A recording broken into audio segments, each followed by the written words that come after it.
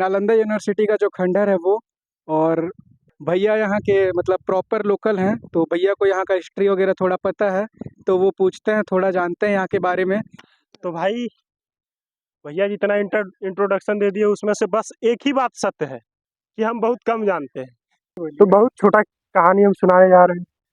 कहानी न तो इसका उद्भव का है, न तो इसका प्रचलन का। कहानी इसका अंत का है। इसका अंत कैसे हुआ था भाई? देखा जाए तो इसका अंत तो बहुत दुर्दांत तरीके से हुआ था। बहुत बेरहमी से मारा पीटा गया लोगों को। लेकिन इसके पीछे का कारण अगर आप जानेंगे तो आपका दिल दुख जाएगा, इतना खतरनाक कारण है। तो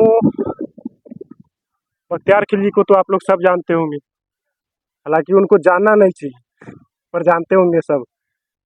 तो इसका नष्ट तो बख्तियार खिलजी ही किया था। इसके पीछे का जो कारण है वो पता है। बहुत वीडियो लंबा हो जाएगा, इसलिए संक्षिप्त में हम बताना चाह रहे हैं। इसका पीछे का मुख्य कारण क्या है ना, कि उसको एक बीमारी हुआ था। एक बीमारी हुआ था उसको, बहुत खतरनाक बीमारी हो गया था। उस किसी से ठीक ही नहीं हो रहा था। पूरा विश्व में जाके बड़ा बड़ा चिकित्सक, बड़ा बड़ा उपाध्याय से जाके मिला लेकिन उसका बीमारी ठीक नहीं हुआ। तो उसको किसी ने बताया कि जाओ नालंदा यूनिवर्सिटी जाओ, वहाँ पे बहुत बड़े बड़े आचार्य रहते हैं, बड़े बड़े चिकित्सक रहते हैं, वहाँ जाओगे तो ठीक हो जाओगे। लेकिन वो था इस्लामिक नेचर का इंसान, उसका नेचर में इस्लाम था।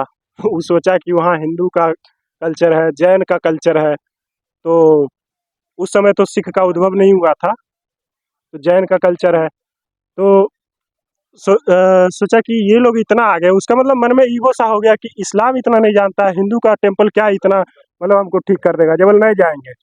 बहुत ज़बरदस्ती के बाद वो आया यहाँ। यहाँ के आचार्य से मिला, चिकित्सक से मिला।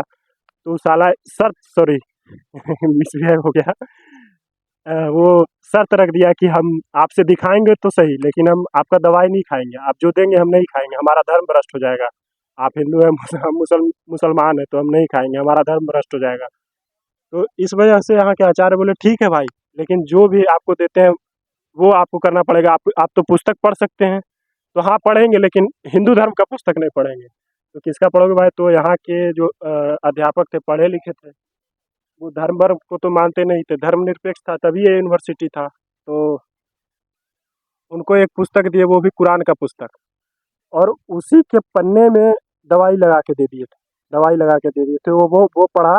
ऐसे ऐसे करके पढ़ते नहीं है हम लोग पन्ना, पलटते हैं, तो वैसे ही पढ़ते गया। धीरे धीरे उसका दवाई का अंश मुंह में गया, वो ठीक हो गया। तो उसको दिमाग में बहुत बहुत दुर्दांत तो था ही। उसका दिमाग में बहुत खराब खराब बात चलने लगा कि क्या, कैसे ठीक हो गए, कैसे ठीक हो गए। बस उसको रहा नहीं गया, यहाँ आक्रमण कर दिया, जला दिया, पुस्तकालय जला दिया, मार दिया, बहुत भिक्षुओं को मार दिया बुरा तरीका से, पूरा एकदम मानवता का मर्दन करते हुए पूरा यूनिवर्सिटी को जला दिया। बहुत खतरनाक आदमी था।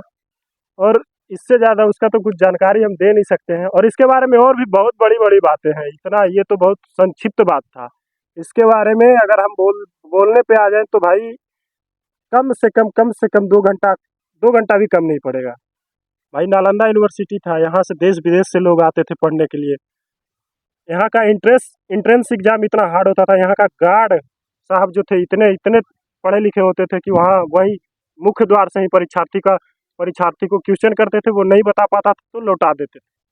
सोचिए, यहाँ का सुरक्षा कर्मी इतना ज़्यादा पढ़ा लिखा हो, वहाँ का अध्यापक किस लेवल का माइंड सेट रखता होगा, कहाँ कहाँ उसका मतलब दिमाग नहीं, उसका तो ब्रह्मांड होगा। यहाँ नाना प्रकार के विषय, खगोल विज्ञान, साइंस, सब सब तरह का विषय यहाँ पढ़ाया जाता था।